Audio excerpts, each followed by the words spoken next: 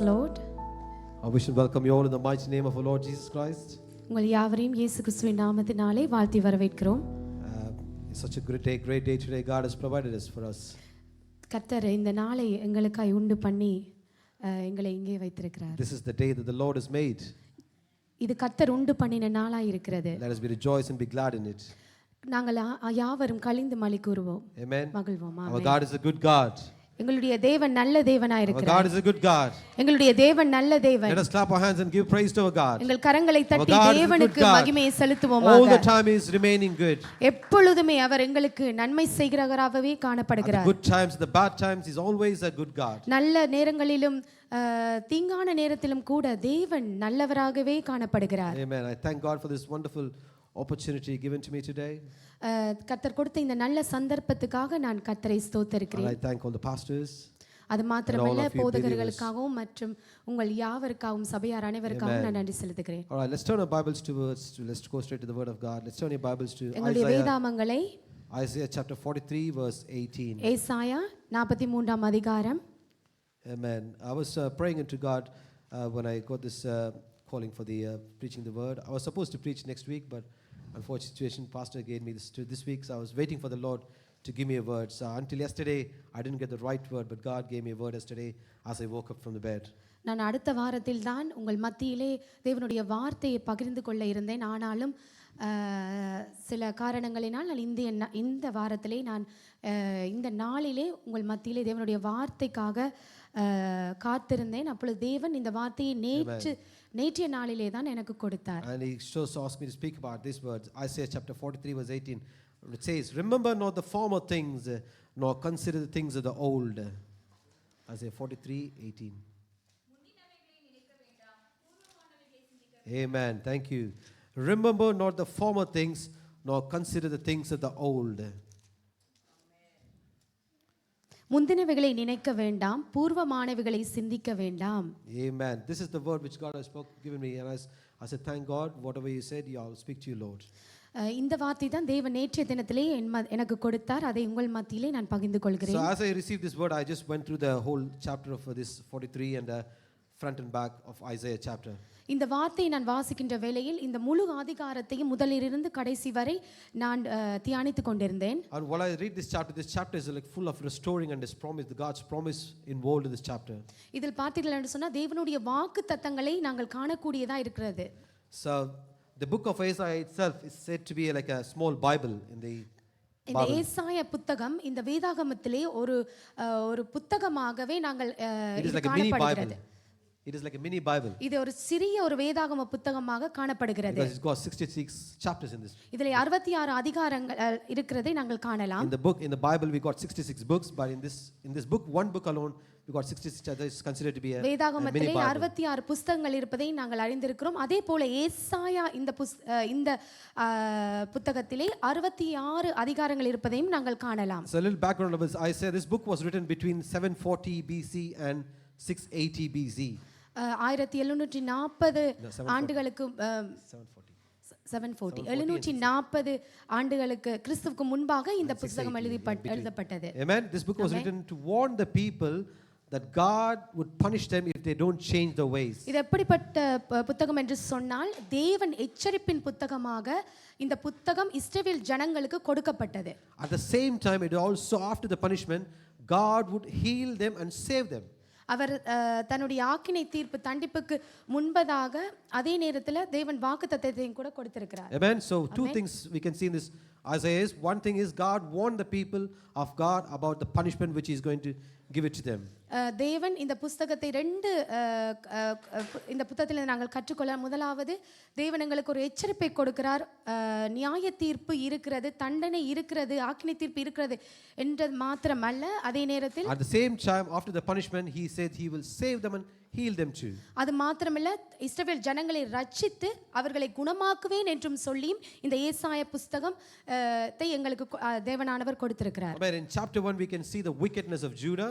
முதலாவது அதிகாரத்திலே நாங்கள் பார்க்கலாம் யூதாவினுடைய அக்கிரமத்தை நாங்கள் பார்க்கக்கூடியதா இருக்கிறது. In chapter 6 we can see Isaiah called to be the God's prophet as a work for him.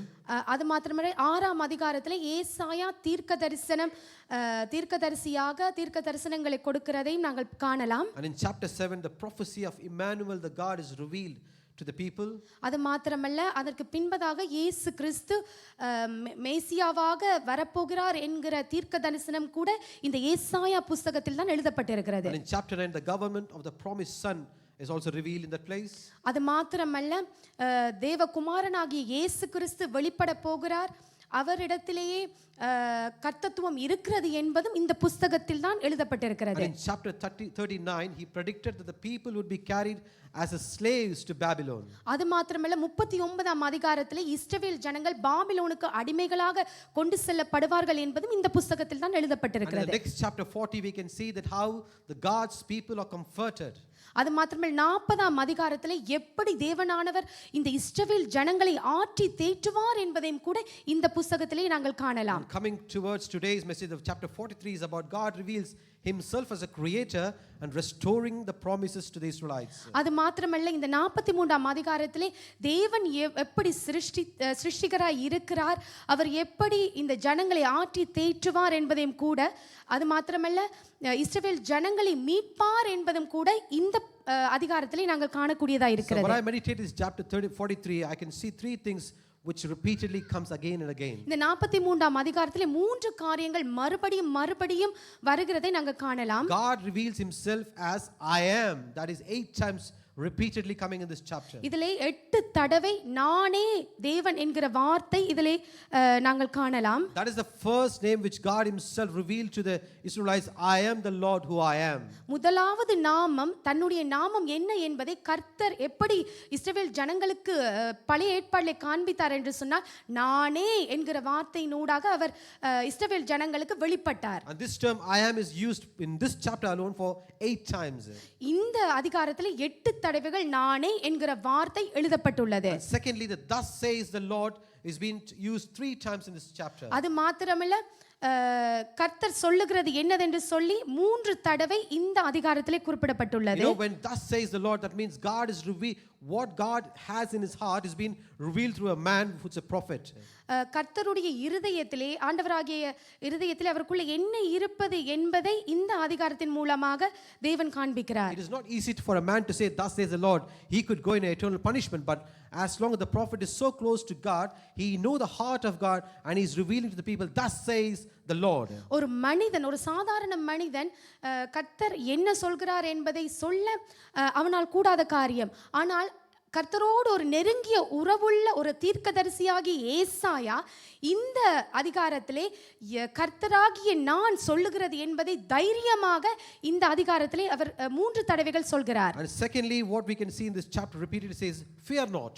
அது மாத்திரமல்ல மறுபடியும் பயப்படாதே என்கிற வார்த்தை இந்த அதிகாரத்திலே குறிப்பிடப்பட்டுள்ளது. 2 times been said fear not to the people of Israel. 2 தடவை இஸ்ரவேல் ஜனங்களுக்கு பயப்படாதே என்று சொல்லுகிறார். So just in this chapter alone I can see 3 times 3 things comes repeatedly, which is I am the name of the Lord, thus says the Lord, and fear not. 3 காரியங்கள் மறுபடியும் இதிலே குறிப்பிடப்பட்டிருக்கிறது. கர்த்தராகிய நான் சொல்வது என்னவென்றால், நீ பயப்படாதே. அது மாத்திரம் நானே என்கிற வார்த்தை மறுபடியும் இதிலே குறிப்பிடப்படுவதை நாங்கள் காணலாம். So this is the background of the chapter. So let's move on to the chapter now. Let's read Isaiah chapter 43 verses 1 to 3. இதுதான் ஏசாவினுடைய பின்னணியை நாங்கள் பார்த்தோம். இப்பொழுது நாங்கள் ஏசாயா 43ஆம் அதிகாரத்துக்கு கடந்து செல்வோம். Isaiah chapter 43 verses 1 to 3. ஏசாயா 43ஆம் அதிகாரம் 1ஆம் வசனம் தொடங்கி 3ஆம் வசனம் வரை. இப்போதும் யாக்கோபே, உன்னை சிருஷ்டித்தவரும் இஸ்ரவேலே உன்னை உருவாக்கினவருமாகிய கர்த்தர் சொல்லுகிறதாவது, பயப்படாதே, உன்னை மீட்டுக்கொண்டேன், உன்னை பேர் சொல்லி அழைத்தேன், நீர் என்னுடையவன். நீ தண்ணீர்களை கடக்கும் போது நான் உன்னோடே இருப்பேன், நீ ஆறுகளை கடக்கும் போது அவைகள் உன்மேல் புரளுவதில்லை. நீ அக்கினியில் நடக்கும் போது வேகாதிருப்பாய், அக்கினி ஜுவாலை உன் பேரில் பற்றாது. நான் இஸ்ரவேலின் பரிசுத்தரும் உன் இரட்சகருமாயிருக்கிற உன் தேவனாகிய கர்த்தர், உன்னை மீட்கும் பொருளாக எகிப்தையும் உனக்கு ஈடாக எத்தியோப்பியாவையும் சேபாவையும் கொடுத்தேன். Amen. But Amen. Now thus says the Lord who created you, O Jacob, and he who formed you, Israel. Fear not, for I have redeemed you. I have called you by your name. You are mine. When you pass through the waters, I will be with you, and through the rivers, they shall not overflow you. When you walk through the fire, you shall not be burned, nor shall the flames scorch you. For I am the Lord your God, the Holy One of Israel, your Savior. I gave Egypt your ransom, Ethiopia and Seba in your place. Amen. This is what the scripture verses 43 verse 1 to 3 read like. இதுவே ஏசாயா 43ஆம் அதிகாரம் 1ஆம் வசனம் தொடங்கி 3ஆம் வசனம் எங்களுக்கு காண்பிக்கிறது. So when I going through this message, I just first find out what is that Lord says, "O Jacob, who created you, and O Israel, whom I formed." I was thinking about it. இதை நான் வாசிக்கிற வேளை நான் யோசித்தேன், சிந்தித்தேன். இப்போதும் யாக்கோபே உன்னை சிருஷ்டித்தவரும் இஸ்ரவேலே உன்னை உருவாக்கினவருமாகிய கர்த்தர் என்கிற வசனத்தை நான் தியானித்தேன். So what it comes to me when Lord revealed this, Jacob is a creation. யாக்கோபு என்று சொன்னால் சிருஷ்டிப்பு என்று அர்த்தம். When God created mankind from Adam till Jacob, this is all a creation. ஆதாம் தொடங்கி until Jacob, this is all creation. யாக்கோபு வரைக்கும் சிருஷ்டிப்பை பார்க்கலாம். So Abraham, he got two sons, Ishmael and Isaac. ஆபிரகாமை பார்த்தீர்கள் என்று சொன்னால் ஈசாக்கையும் இஸ்மவேலையும் பெற்றெடுத்தார். And Isaac we saw Esau and Jacob. ஈசாவினுடையிலே நாங்கள் ஏசாவையும் யாக்கோபையும் புத்திரர்களாக பார்க்கலாம். From there the creation stops. அங்கேதான் சிருஷ்டிப்பு நிறுத்தப்படுகிறது. From Jacob God forms a new nation, a new tribe, which is Israel. யாக்கோபு என்கிற பெயரிலிருந்து ஒரு புதிய ஒரு கோத்திரம் உருவாகிறது, இஸ்ரவேல் என்கிற கோத்திரம். From the creation Jacob, God forms a nation called Israel. யாக்கோபினூடாகவே தேவனானவர் இஸ்ரேல் என்கிற கோத்திரம் ஒரு ஜனக்கூட்டத்தை அவர் தொடங்குகிறார், சிருஷ்டிக்கிறார். From there God chose 12 tribes through Jacob, all 12 sons. இஸ்ரவேல் என்கிற அந்த கோத்திரத்தில் இருந்து 12 கோத்திரங்களாக அவர் பிரிக்கிறார். From if you see the life of Abraham, Ishmael gone one side, but Isaac is a promised seed. ஆபிரகாமின் சந்ததியை பார்த்தீங்கன்னா ஒரு பகுதியிலே இஸ்மவேல் சந்ததியும் இன்னொரு பகுதியில் ஈசாக்கின் சந்ததியை நாங்கள் காணக்கூடியதா இருக்கிறது. When you see Isaac, Esau on one side, but Jacob is a promised seed is coming through. ஈசாக்கை பார்த்தீர்கள் என்று சொன்னால் யாக்கோபினூடா வரும் வரையிலும் அவருடைய தலைமுறைகளை நாங்கள் பார்க்கலாம். And when you see Jacob, all the 12 sons which born through Jacob, God separate them as a nation and create as 12 tribes of Judah. இந்த யாக்கோபு இருந்து 12 கோத்திரங்களை பிரித்து 12 தேசங்களாக அவர் மாத்திரதை நாங்கள் பார்க்கலாம். That's why God calls himself the Oh Jacob, the one who created, and Oh Israel, the one whom I formed. அதுதான் கர்த்தர் சொல்லுகிறார், இப்போதும் யாக்கோபே உன்னை சிருஷ்டித்தவரும் இஸ்ரவேலை உன்னை உருவாக்கினவருமாகிய கர்த்தர் சொல்லுகிறதாவது. And he says, "Fear not, I have redeemed you, for I am the Lord your God." பயப்படாதே, உன்னை மீட்டுக் கொண்டேன், உன்னை பேர் சொல்லி அழைத்தேன்.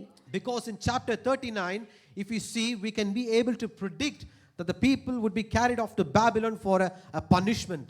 39ஆம் அதிகாரத்தில் நாங்கள் பார்ப்போம் என்று சொன்னால் இஸ்ரவேல் ஜனங்கள் அடிமைத்தனமாக பாபிலோன் தேசத்துக்கு எடுக்கப்பட்டு இங்கே நாங்கள் பார்க்கிறோம் கர்த்தர் ஒரு வாக்குத்தத்தத்தை கூட, பயப்படாதே நான் உன்னை மீட்டுக் கொண்டேன் என்கிற வசனம். I mean, we all know the history of Israel, how they transgressed against God, how they mocked against the people of God, and they did not listen to the word of God, given so important for the word of God. நாங்கள் பார்க்கிறோம் இதற்கு முன்பதாக எப்படி இஸ்ரவேல் ஜனங்கள் கர்த்தரை மறுதலித்தார்கள், எப்படி அவர்கள் முறுமுறுத்தார்கள், எப்படி அவர்கள் பின்வாங்கி போனார்கள், எப்படி அவர்கள் இந்த அடிமைத்தனத்திலே சென்றார்கள் என்பதை நாங்கள் இதற்கு முன்பான புத்தகங்களிலே நாங்கள் வாசிக்க கூடியதா இருக்கிறது. Yes, we saw Israelites is the nation formed by God himself. நாங்கள் பார்க்கிறோம் இஸ்ரவேல் என்கிற கோத்திரத்தை, இந்த ஜனக்கூட்டத்தை கர்த்தர் தாமே உருவாக்கினார். But we may ask a question for ourselves, will God really destroy the one who chosen, the one he formed? நாங்கள் கேள்வி கேட்கலாம், கர்த்தர் உருவாக்கின இந்த இஸ்ரவேல் ஜனத்தை நாங்கள் முறியடிக்கலாமா, அவர்களை இல்லாம ஆக்குவோமா என்கிற கேள்வியை நாங்கள் கேட்கலாம். Will God really demolish the people whom he chosen for himself? கர்த்தர் இவர்களை அழித்து போடுவார். கர்த்தரே உருவாக்கின இந்த இஸ்ரவேல் ஜனங்கள் பாவத்திலே விழும் பொழுது திருப்பியும் மறுபடியும் அக்கிரமம் செய்யும் பொழுது கர்த்தர் இவர்களை அழித்து போடுவாரா? Yes, he will. அவரால் கூடும். Because he loves them so much, he separated them so that they can serve him alone. கர்த்தர் அவர்களை மிகவும் நேசித்தபடியினால் கர்த்தர் அவர்களை பிரித்து எடுத்து அவருக்காகவே இந்த ஜனங்களை ஏற்படுத்தினார். There is a name of the Lord called, he is a zealous God. கர்த்தருக்கு ஒரு நாமம் இருக்கு, அவர் வைராக்கியம் உள்ள எரிச்சலின் தேவனாய் இருக்கிறார். He is zealous about the people whom he formed. யாரெல்லாம் தேவன் உருவாக்கினாரோ கர்த்தர் அவர்களை குறித்து ஒரு வைராக்கியத்தை வைத்திருக்கிறார். Amen. God chose some people in this place because your purpose and plan is that to serve him and him alone. இங்க இருக்கிற உங்கள் மத்தியிலே கூட தேவன் சில பேர்களை தெரிந்தெடுக்கிறார். ஏனென்று சொன்னால் உங்கள் மூலமா தன்னுடைய நாமத்தை மகிமைப்படுத்துவதற்காக. Not to just step one side of a leg to God and the other side of the leg for the worldly things. நீங்கள் ஒரு காலை உலகத்துக்கும் இன்னொரு காலை கர்த்தருக்குமா வைக்கிறதுக்காக தேவன் உங்களை உருவாக்கவில்லை. So in chapter 39 we can see the consequence of what Babylon going through. 39ஆம் அதிகாரத்தில் நாங்கள் பார்க்கலாம் இந்த பாபிலோன் தேசம் எவ்வளவு ஒரு அடிமைத்தனத்துக்குள்ளாகவும் எவ்வளவு ஒரு பாவத்துக்குள்ளாகவும் கடந்து செல்கிறது என்பதை நாங்கள் பார்க்கலாம். And when you come into chapter 40 we can see that God comforts and how he comforts the people, the own people who sent through the punishment. Now he is showing the compassion towards the people. 40ஆம் அதிகாரத்தில் நாங்கள் பார்க்கலாம் எப்படி தேவன் தன்னுடைய ஜனங்களாகிய இஸ்ரவேல் ஜனத்தை ஆற்றி தேற்றுகிறார். அவர்கள் இந்த ஆக்கினைக்குள்ளே போனாலும் கூட தேவன் அவர்களை ஆற்றி தேற்றுகிறதை இந்த 40ஆம் அதிகாரத்திலே நாங்கள் காணக்கூடியதா இருக்கிறது. One thing I want to remind you, these words are all the prophetical words which is yet to be happened from the time which were written. மறுபடியும் உங்களுக்கு இதை ஞாபகப்படுத்த விரும்புகிறேன். இந்த 40ஆம் அதிகாரத்தில் உள்ள வசனங்கள் தீர்க்க தரிசனமாக நடக்க, அதாவது எதிர்காலத்தில் நடக்க உள்ளதை இதிலே கர்த்தர் அறிவிக்கிறார். But now it is all done and finished, but when the time it was written it was yet to be done, yet to be completed. எப்பொழுது இந்த புத்தகம் எழுதப்பட்டது, இந்த அதிகாரம் எழுதப்பட்ட அந்த நாட்களிலே இந்த தீர்க்க தரிசனம் நிறைவேறாமல் இருந்தது. ஆனால் நாங்கள் வாழ்கின்ற இந்த நாட்களிலே இந்த தீர்க்க தரிசனம் ஏற்கனவே நிறைவேறிவிட்டது. Amen. In chapter 40 we can see that how God comforts the people of Israelites. 40ஆம் அதிகாரத்தில் நாங்கள் பார்க்கலாம் எப்படி தேவன் இந்த இஸ்ரவேல் ஜனங்களை ஆற்றி தேற்றுகிறார் என்பதை பார்க்கலாம். Let's read chapter 40 verses 1 to 3. நாங்கள் வாசிப்போம். ஏசாயா 40ஆம் அதிகாரம் முதலாம் வசனத்திலிருந்து 3ஆம் வசனம் வரை. என் ஜனத்தை ஆற்றுங்கள், தேற்றுங்கள், எருசலேமுடன் பட்சமாய் பேசி அதன் போர் முடிந்தது என்றும் அதன் அக்கிரமம் நிவர்த்தியாயிற்று என்றும் அது தன் சகல பாவங்களின் நிமித்தமும் கர்த்தரின் கையில் இரட்டிப்பாய் அடைந்து தீர்ந்தது என்றும் அதற்கு கூறுங்கள் என்று உங்கள் தேவன் சொல்லுகிறார். கர்த்தருக்கு வழியை ஆயத்தப்படுத்துங்கள், அவாந்தர வழியிலே நம்முடைய தேவனுக்கு பாதையை செவ்வை பண்ணுங்கள் என்றும். Amen. Chapter 40 verse 1 to 3 read like this. Comfort, yes, comfort my people, says the Lord. Speak comfort to Jerusalem and cry to her that her warfare is ended, that her iniquity is pardoned, for she has received from the Lord's hand double for her sins. Now the voice of one crying in wilderness, prepare the way of the Lord, make straight in the desert a highway for our God. Amen. This is the word which comes through Isaiah to the people of Israel. இதுதான் ஏசாயா தீர்க்கதரிசி மூலமா இஸ்ரவேல் ஜனங்களுக்கு இந்த வார்த்தை தேவன் கொடுக்கிறார். In verse 2 we can see that how God punished the people. They received double for their sins. 2ஆம் அதிகாரத்திலே நாங்கள் பார்க்கிறோம் எப்படி தேவன் இந்த அக்கிரமத்துக்கு நிவர்த்தியாய் இரட்டிப்பான நன்மையை கொடுக்கிறார் என்பதை. Not நன்மை, double for the sins, double punishment. இரட்டிப்பான ஆக்கினை தீர்ப்பை கொடுக்கிறார். You know, we can see God is a compassionate God, yet yes, he love everyone.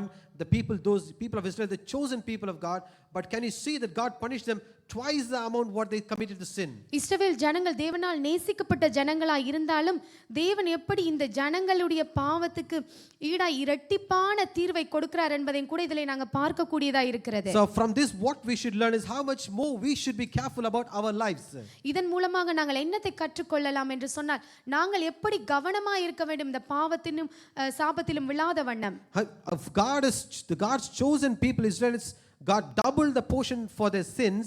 How much we are then? You know, we are far away generation, but yet because Jesus Christ died on the cross for us, he shed the blood. So through that we come close to God. கர்த்தரால் தெரிந்து கொள்ளப்பட்ட இந்த இஸ்ரவேல் ஜனங்களுக்கே இரட்டிப்பான தீர்வு இருக்கும் என்று சொன்னால் நாங்கள் அதுக்கு பின்பதாக எவ்வளவோ தலைமுறைக்கு பின்பதாக வந்த நாங்கள் வாழ்கிற இந்த நாட்களில் நாங்கள் அக்கிரமம் செய்வோம் என்று சொன்னால் எவ்வளவு ஒரு கொடூரமான காரியமாய் அது இருக்கும். And we can see in verse 3 how God comforts in this place.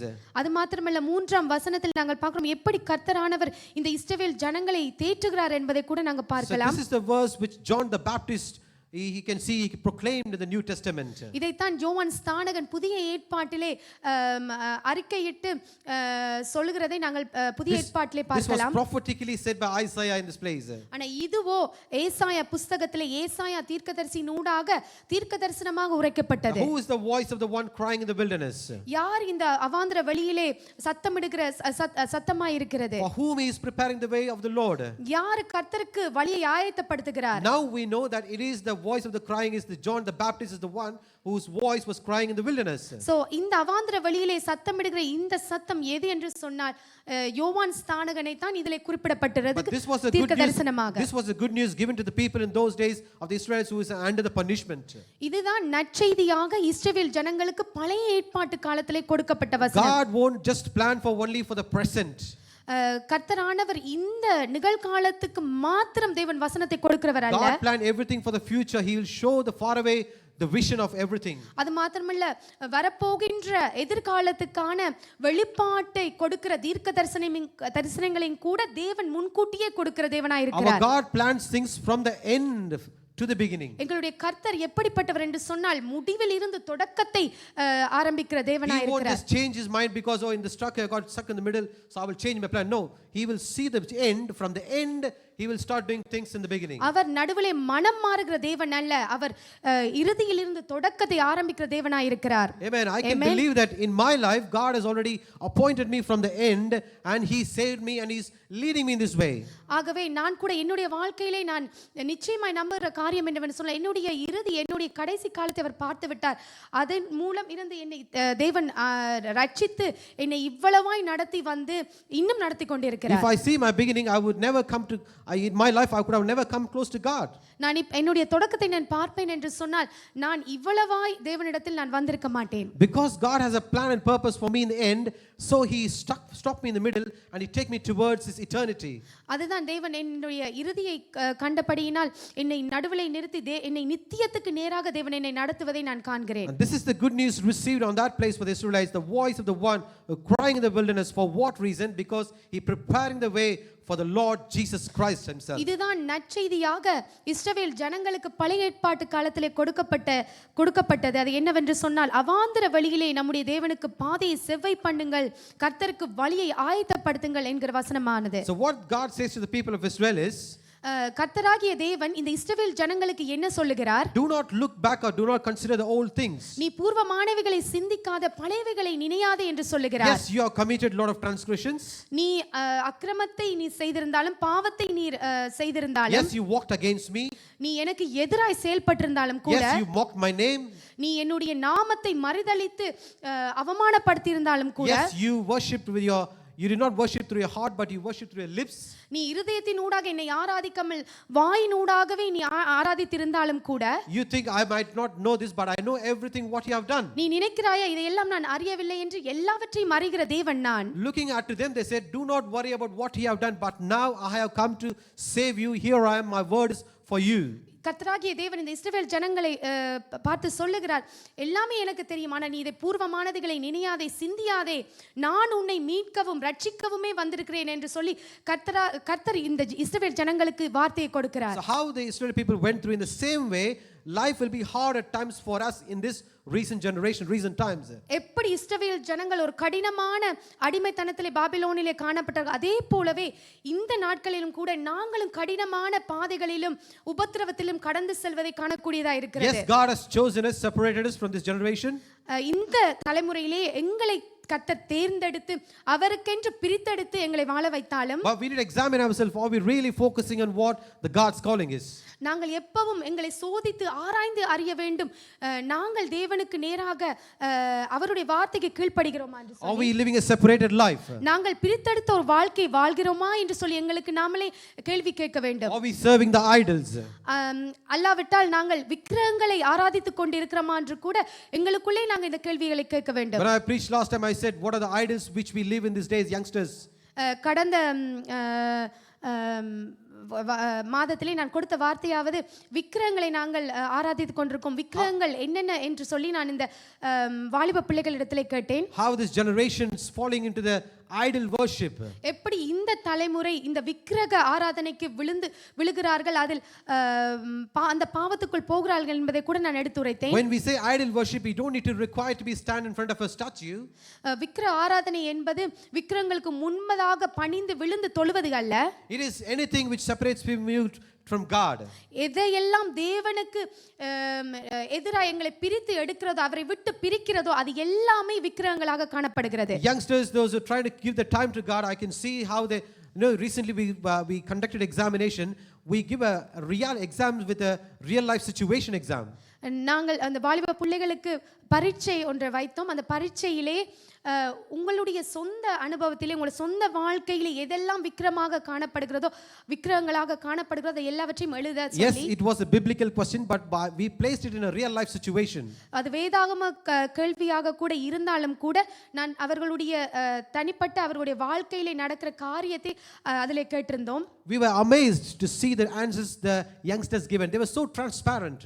நாங்கள் மிகவும் ஆச்சரியப்பட்டோம் இந்த வாலிப பிள்ளைகள் கொடுத்த அந்த பதில்களை பார்த்து.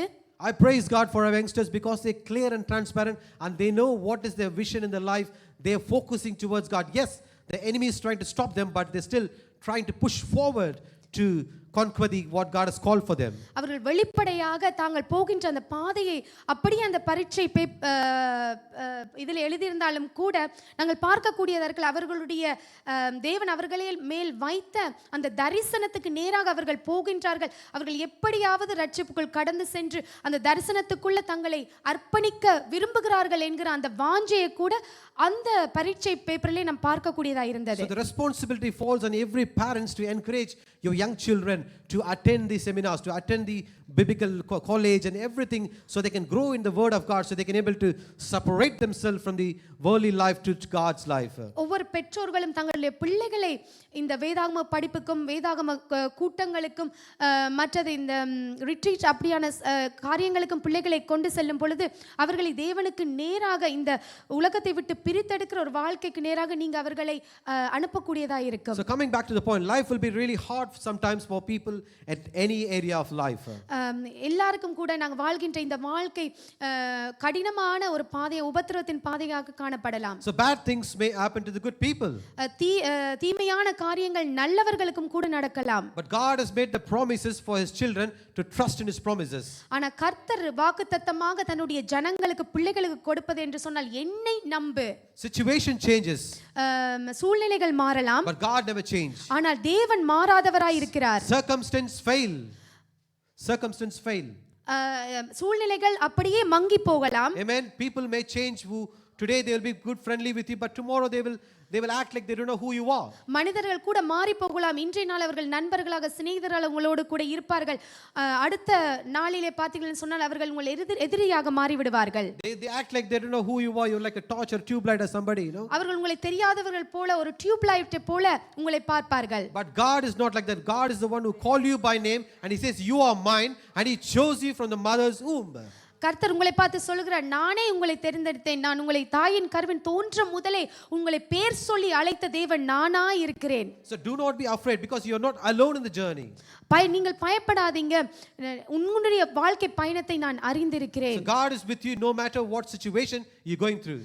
கர்த்தர் எப்பொழுதும் கூட உங்களோடு இருக்கிறார். எந்தவித சூழ்நிலையா இருந்தாலும் தேவன் உங்களோடு கூட இருக்கிறார். No matter how the life gets difficult, God is there right by your side. எவ்வளவு உங்களுடைய வாழ்க்கை கடினமா இருந்தாலும் கூட உங்கள் அருகிலேயே அருகாமையிலே கர்த்தர் உங்களோடு இருக்கிறார். So whatever you gone through in the do not remember what you gone through in the past. Do not consider the old things. Just live it out.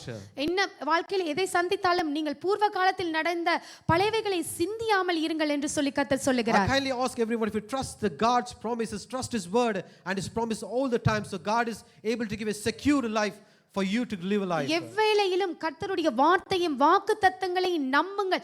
அவரே உங்கள் வாழ்க்கையின் பாதுகாப்பாய் காணப்படுகிறார். We can able to see from the verses God has cared for the people time and again. நீங்க மறுபடியும் இந்த வசனத்திலே பார்க்கலாம். எவ்வளவு கர்த்தர் இந்த இஸ்ரவேல் ஜனங்களை விசாரிக்கிறதையும் அவர்களை ஆற்றி தேற்றுகிறதையும் நீங்கள் பார்க்கலாம். In my last message my title was set your house in order. கடந்த மாதத்திலே நான் கொடுத்த வார்த்தையானது உன்னுடைய வீட்டை சரிப்படுத்துவது என்பதை குறித்து நான் உங்களுக்கு மத்தியிலே பேசினேன். I don't know how many of you start setting your house in order, but I can see a few youngsters who already setting the house in order. எனக்கு தெரியாது எத்தனை பேர் உங்களுடைய வீட்டை சரிப்படுத்துகிறீர்கள் என்று. ஆனால் நான் சில வாலிப பிள்ளைகளின் வாழ்க்கையிலே பார்க்க முடியும் அவர்கள் எப்படி தங்களுடைய வாழ்க்கையை சரிப்படுத்துகிறார்கள் என்று சொல்லி. They already started setting the house in order. I'm so glad and proud of them. அவருடைய இல்லங்களை எப்படி அவர்கள் சரிப்படுத்துகிறார்கள் என்பதை நான் ஏற்கனவே பார்க்கிறேன். You know, when you clean your house, you might come across some dirt, some dust, sometimes even some insects. Even back home, when you clean houses, we come across some scorpion too that will bite you. நாங்கள் எப்பொழுதெல்லாம் எங்களை வீடை சுத்திகரிக்கிறோமோ அப்பொழுது சில பூச்சிகள் பூரான்களை நாங்கள் பார்க்கக்கூடியதா இருக்கிறது. Spiritually speaking, this is exactly what we do when we're setting a house in order for the spiritual house. We come across a lot of dust like sins and transgressions and the people, those who mocked against you, some wrong decisions which you've taken. So many things may come across when you cleaning your spiritual house. அதே போலவே ஆவிக்குரிய வீடை நீங்கள் சுத்திகரிக்கும் பொழுது அக்கிரமங்கள் பாவங்கள் இப்படிப்பட்ட காரியங்கள் எல்லாத்தையும் நீங்கள் சுத்திகரிக்கிறீர்கள் என்பதை கூட பார்க்கலாம். You may come across some hurts and wounds which is not healed yet. அது மாத்திரமல்ல உங்களுடைய சரீரத்திலே உங்கள் இருதயத்திலே காயங்கள் புண்கள் இதெல்லாம் உங்களை வந்து இழுத்து போடுகிறத எல்லாவற்றையும் கூட நீங்கள் அதில் காணக்கூடியதா இருக்கலாம். But what God says is, let not this dirt, dust and all should not disturb you or stop you from the process of your cleaning, your pruning process. அதாவது இந்த அழுக்கான காரியங்கள் இந்த தூசிகள் தனங்கள் எல்லாவற்றையும் நீங்கள் பார்க்காமல் உங்களுடைய வீட்டை சரிப்படுத்துகிற காரியத்திலே நீங்கள் சுத்திகரிக்கிற காரியத்திலே உறுதியாயிருங்கள். So do not think what happened in the past, what kind of a life you've been lived and where you lived. Do not think about it. பூர்வ காலத்திலே நடந்தவைகளையும் பழையவைகளையும் எண்ணாமல் அதை பற்றி யோசியாமலும் இருங்கள். Do not, forget what happened. Forget your former sins and transgressions, what come across. பழைய பாவங்களையும் அக்கிரமங்களையும் எல்லாவற்றையும் மறந்து புதியதோர் வாழ்க்கையில் கடந்து செல்லுங்கள். Because our God says in Isaiah chapter 43 verse 25, he says like this.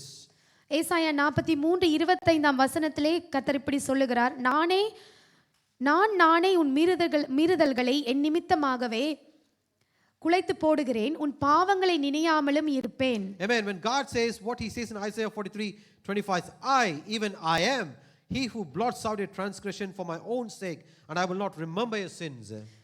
நானே உன் மீறுதல்களை என் நிமித்தமாகவே குலைத்து போடுகிறேன், உன் பாவங்களை நினையாமலும் இருப்பேன். You know, when I choose the scriptures, I see quite a lot of variations, like versions. நான் இந்த வசனத்தை வேதாகம வசனங்களை வாசிக்கும் பொழுது வெவ்வேறு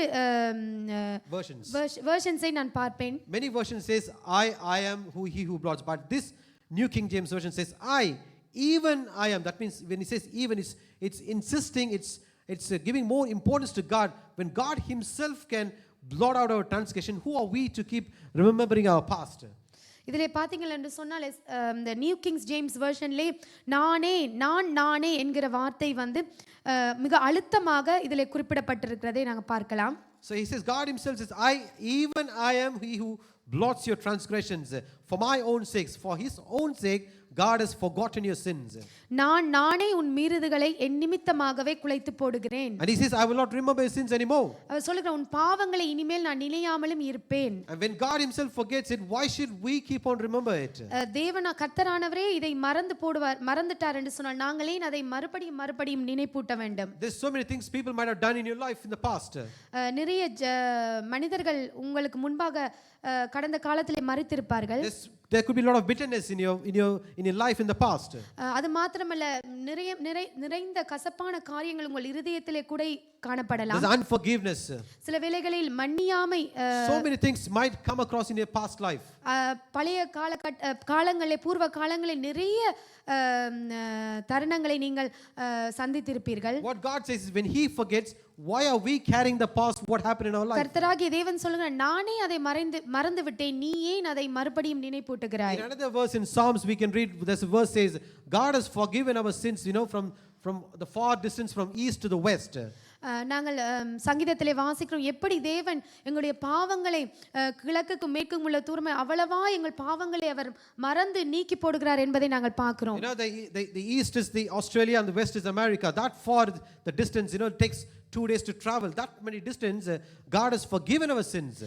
எப்படியாய் கிழக்குக்கும் மேற்கும் எவ்வளவு தூரமாய் இருக்கிறது. இப்ப இங்க இருந்து இந்த மத்திய பிரதேசத்துக்கு அவ்வளவு தூரமாய் 2 நாட்கள் பிரயாணம் பண்ணுகிற அவ்வளவு தூரமாய் இருக்கிற இடைவெளியை நாங்கள் பார்க்கலாம். அவ்வளவாய் தேவன் எங்களுடைய பாவங்களை மேற்கிலிருந்து கிழக்குக்கு அவ்வளவாய் தூரமாக்கி விட்டார். So when God himself forgets so much, what are we then?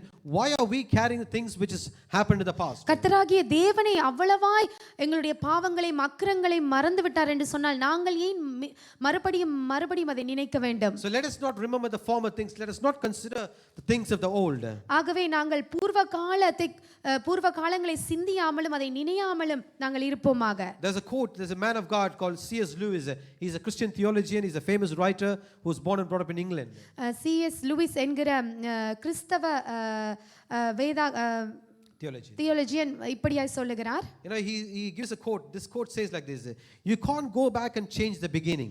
அதாவது நீங்கள் போய் உங்களுடைய ஆரம்பத்தை மாற்ற முடியாது. பூர்வ காலத்தை go back and change the beginning. நீங்கள் பழைய நாட்களுக்கு சென்று அந்த தொடக்கத்தை நீங்கள் ஆரம்பித்ததை மாற்ற முடியாது. But you can start where you are. ஆனால் இப்பொழுது இருக்கிற இந்த காலகட்டத்திலே நீங்கள் ஒன்றை ஆரம்பிக்கலாம். You can start where you are now. இங்கே இருக்கிற இந்த இடத்திலே நீங்கள் ஆரம்பித்து and you can change your end. உங்களுடைய கடைசி காலத்தை முடிவை நீங்கள் மாற்றலாம். Yes, you can change your end. நீங்கள் உங்கள் முடிவை மாற்றலாம். You can't go change your past. You can't change your beginning. உங்களுடைய ஆரம்பத்தை உங்களுடைய பூர்வ காலத்தை உங்களால் மாற்ற முடியாது. Right now where you stand, you can able to start give a change in your life and you can able to change your end. ஆனால் இப்பொழுது இருக்கிற இந்த நிகழ்காலத்திலே நீங்கள் நின்று கொண்டிருக்கிற இந்த தருணத்திலே உங்களுடைய முடிவை நீங்கள் மாற்றலாம். Amen. So who will keep remember the former things? யார் இந்த பூர்வ காலத்தை நினைப்பார்கள்? So who will consider things of the old? யார் இந்த பழையவைகளை நினைப்பார்கள்? It's the one without the hope of the future.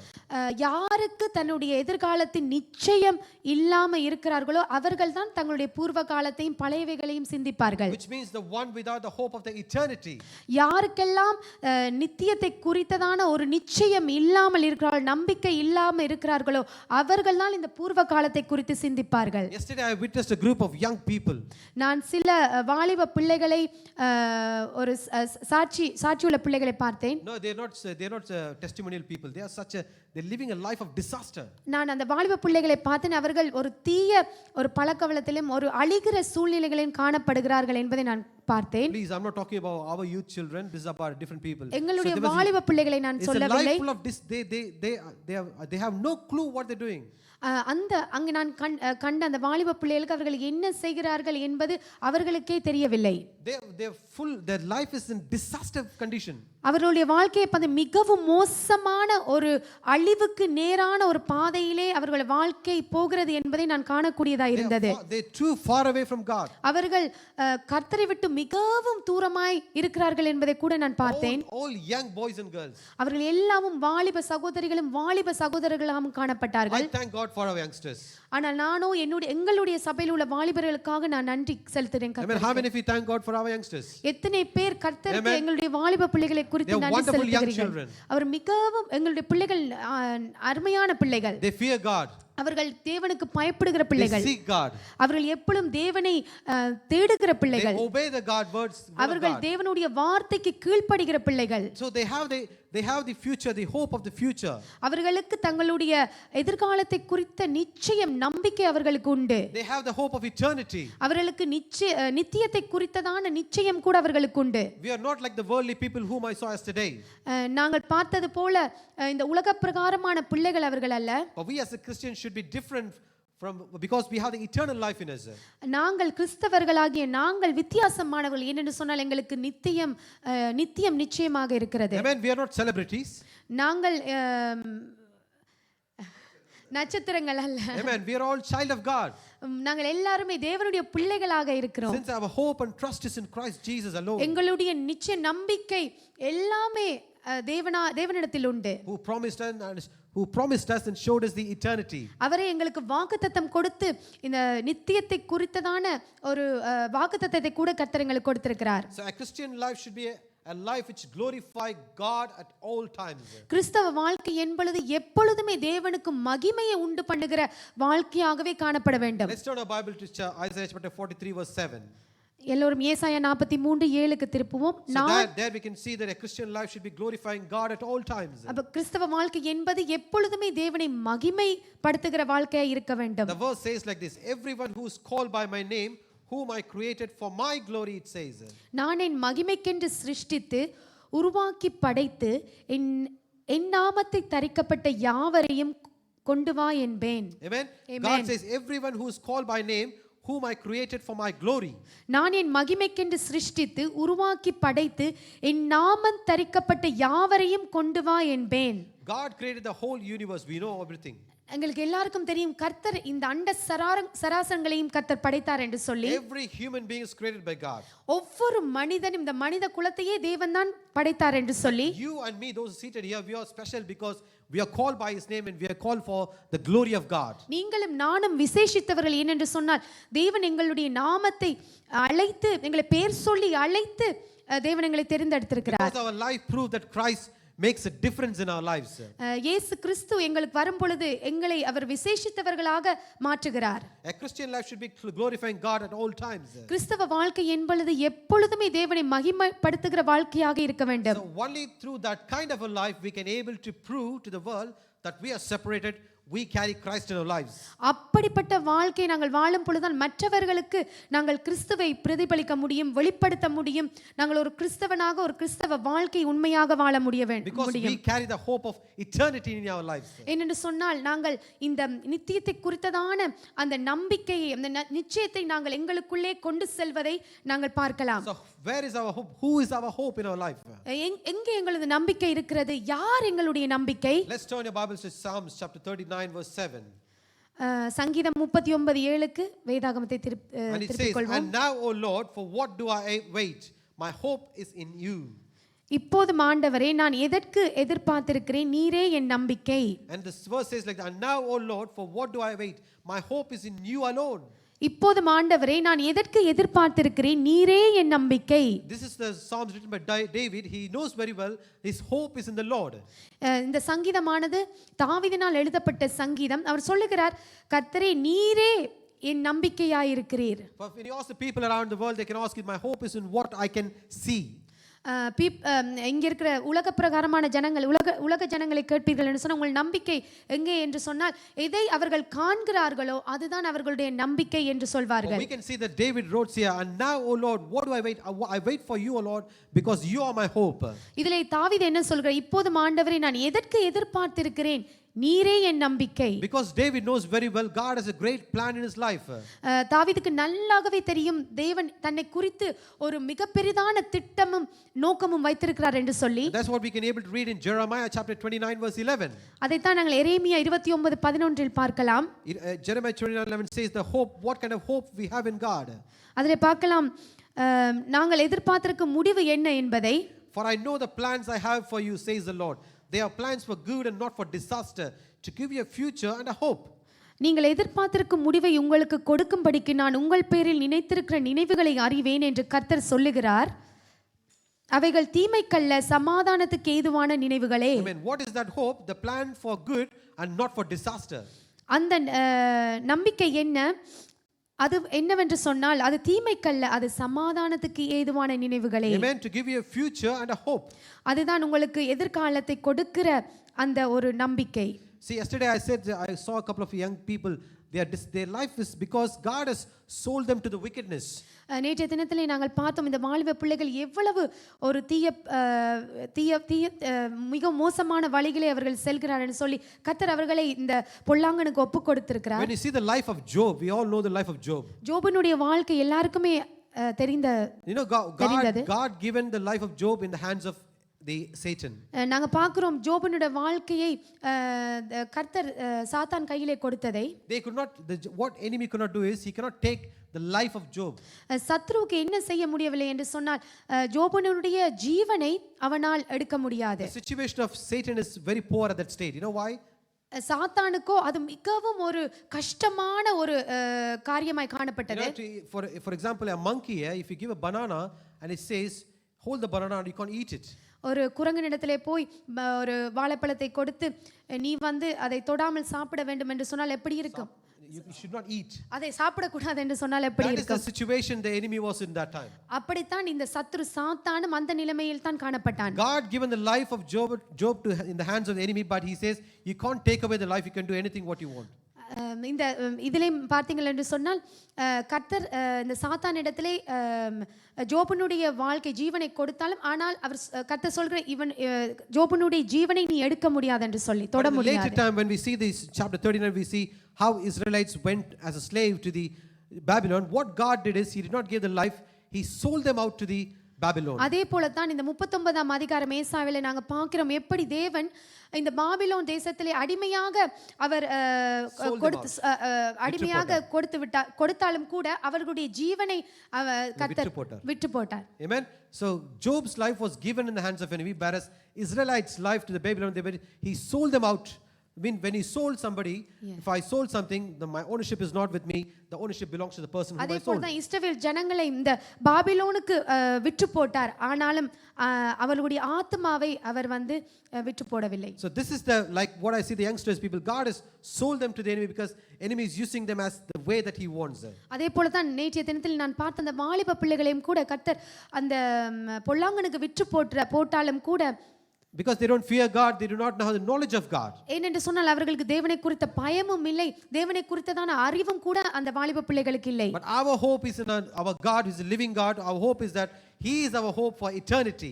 அதே போல தான் ஆனால் எங்களுடைய நம்பிக்கையோ ஜீவனுள்ள தேவன் மேல இருக்கிறது. எங்களுடைய எதிர்பார்ப்பு, எங்களுடைய நம்பிக்கை, எங்களுடைய நித்தியம் எல்லாமே தேவனிடத்தில் உள்ளது. Because He has a plan for us in our life. ஏனென்று சொன்னால் எங்களை குறித்ததான திட்டம் அவருடைய கரத்திலே உண்டு. He has a purpose in our lives. அதே போல எங்களுடைய வாழ்க்கைக்குரிய நோக்கம், திட்டம் எல்லாமே தேவனிடத்தில் உண்டு. And their plans are that they are for good, not for disaster.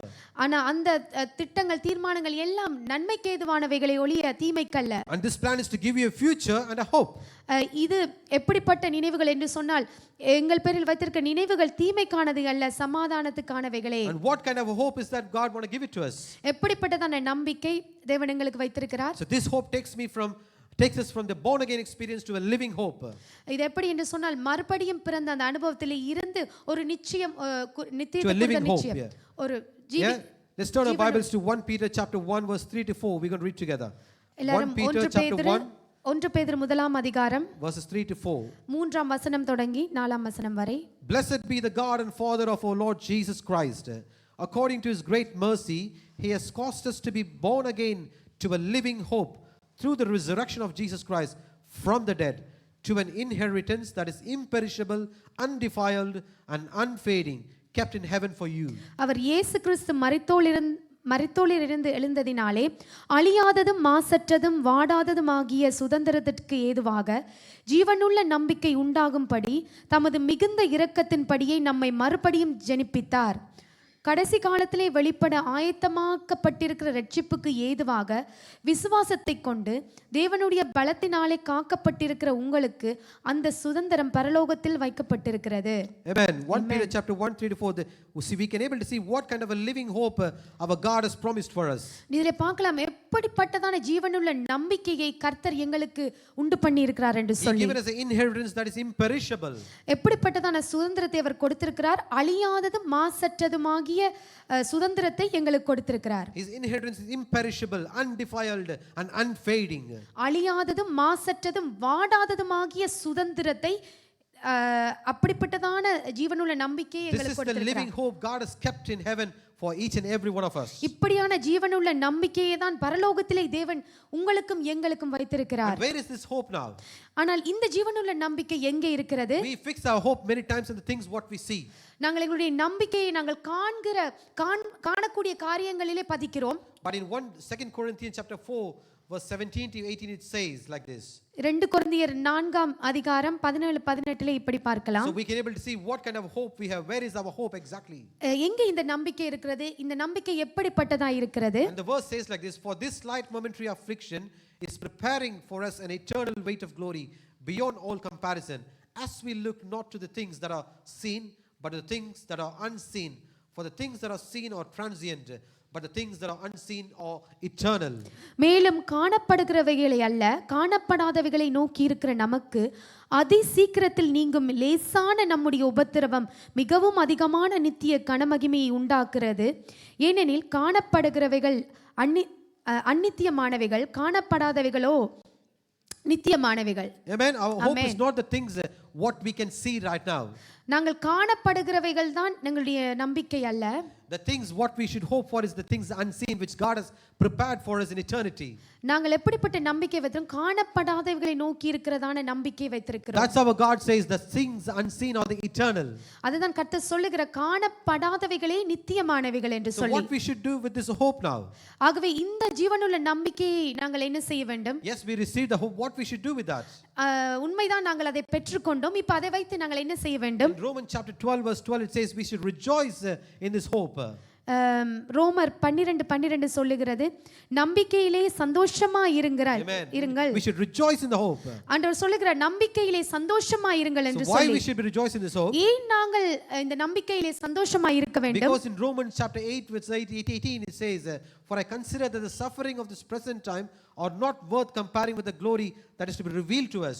ரோமர் 8:18 பார்க்கிறோம், ஆதலால் இக்காலத்து பாடுகள் இனி நம்மிடத்தில் வெளிப்படும் மகிமைக்கு ஒப்பிடத்தக்கவைகள் அல்லவென்று எண்ணுகிறேன். We should be rejoicing in the hope because நாங்கள் ஏன் இந்த நம்பிக்கையில் சந்தோஷப்பட வேண்டும்? I consider the sufferings, whatever sufferings I'm going through right now in this period, இந்த காலகட்டத்திலே நான் கடந்து செல்லுகிற இந்த பாடுகள், whatever it could be your situation you're going through, எந்தவித சூழ்நிலையால் இருந்தாலும் சரி, it is not compared with the glory which God has prepared for you in eternity. ஆனால் இவையெல்லாம் வெளிப்படும் மகிமைக்கு ஒப்பிடத்தக்கவைகள் அல்லவே என்று எண்ணுகிறார். When that is revealed to you in your eyes in the future, you can able to see how good our God is. நீங்கள் எதிர்காலத்திலே இவையெல்லாம் வெளிப்படும் பொழுது நீங்கள் பார்க்கலாம் எவ்வளவு கர்த்தர் நல்லவர் என்பதை நீங்கள் ருசித்து பார்ப்பீர்கள். Amen. God is not going to show you anybody anything now what he has prepared. No eyes have seen, no ears have heard about it. தற்காலத்திலே நீங்கள் கர்த்தர் எங்களுக்காய் வைத்திருக்கிற காரியங்களை காணக்கூடாதவைகளாய் இருக்கலாம். ஆனால் அதை நீங்கள் எதிர்காலத்திலே அதை காணும் பொழுது, Amen, no eyes have ever seen it right now, no ears have ever heard about it. இப்பொழுது உங்கள் கண்கள் அதை காணவும் இல்லை, உங்கள் காதுகள் உங்கள் செவிகள் அதை கேட்கவும் இல்லை. Because that is why we are special. We are believing in something which is unseen, which God has prepared for the eternity. ஆகவே தான் நாங்கள் விசேஷித்தவர்கள். ஏனென்று சொன்னால் காணப்படாதவைகள் வெளிப்படாதவைகளை நாங்கள் நம்பி அந்த ஜீவனுள்ள நம்பிக்கை காத்திருக்கிறோம் என்று சொல்லி. We believe in only the faithfulness of God. நாங்கள் கர்த்தருடைய உண்மைத்துவம், அவர் உண்மையுள்ளவர் என்பதை மாத்திரமே நான் நம்பி இருக்கிறோம். We trust in the hope of the eternity. நாங்கள் எப்பொழுதும் நம்புகிற காரியம் நித்தியத்தை குறித்ததான நம்பிக்கை எங்களுக்குள் இருக்கிறது. So this is the time, let's return to the hope of the Lord of hope. இதுதான் தருணம் நாங்கள் ஜீவனுள்ள நம்பிக்கைக்கு நாங்கள் அதற்கு நேராக எங்களை திருப்புவதற்கு. So let us forget the past, what happened in the past. ஆகவே நாங்கள் பூர்வ காலத்தில் நடந்தவைகளை சிந்திக்க வேண்டாம். Let us not remember the former things. நாங்கள் பூர்வ காலத்தில் நடந்தவைகளை நினைக்க வேண்டாம், சிந்திக்க வேண்டாம். No, let us not consider the old things what happened in our life.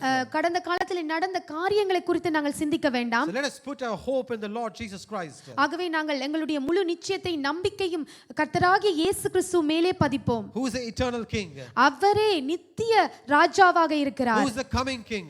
அவர்தான் வரப்போகின்ற ராஜாதி ராஜா. Who is the hope of the resurrection? அவர்தான் உயிர்த்தெழுதலின் நம்பிக்கையாய் காணப்படுகிறார். Amen. He is the hope of the resurrection. அவர்தான் உயிர்த்தெழுதலின் நம்பிக்கையாய் காணப்படுகிறார். Once we are hopeless, ஒரு நாளில் நாங்கள் நம்பிக்கையற்றவர்களாக காணப்பட்டோம். but now God calls us to be a hope of prisoners. ஆனா இப்பொழுதோ கர்த்தர் எங்களை ஒரு நம்பிக்கையுள்ள Hope of prisoners. சிறைகளாக காணப்படுகிறார். Let's turn our Bible to Zechariah chapter 9 verse 12. சகரியா 9ஆம் அதிகாரம் 12ஆம் வசனத்துக்கு திருப்பிக் கொள்வோம். Zechariah chapter 9 verse 12. சகரியா 9:12. நம்பிக்கையுடைய சிறைகளே அரணுக்கு திரும்புங்கள், இரட்டிப்பான நன்மையை தருவேன், இன்றைக்கே தருவேன். Amen. This is the God's promise today for you that says, return to your stronghold, O prisoners of hope. Today I declare that I will restore you double the portion. இன்றைய நாளில் கர்த்தர் கொடுக்கிற வாக்குத்தத்தம் வார்த்தை என்னவென்று சொன்ன, நம்பிக்கையுடைய சிறைகளே அரணுக்கு திரும்புங்கள், இரட்டிப்பான நன்மையை தருவேன், இன்றைக்கே தருவேன். He says return to your stronghold. அவர் சொல்லுகிறார் அரணுக்கு திரும்புங்கள். Return to your stronghold. அவர் சொல்லுகிறார் அரணுக்கு திரும்புங்கள். Who is your stronghold today? யார் உங்களுடைய அரணாய் இன்றைய நாளில் இருக்கிறார்? What is the stronghold for you? யார் உங்களுக்கு இந்த அரண்? எது உங்களுக்கு அரணாய் இருக்கிறது? Something we can hold on strongly. எதெல்லாம் நீங்கள் அழுத்தமாக இறுக்கமாக பிடிக்க முடியுமோ அதுதான் அரண். Something which you can hold on where you cannot fall down.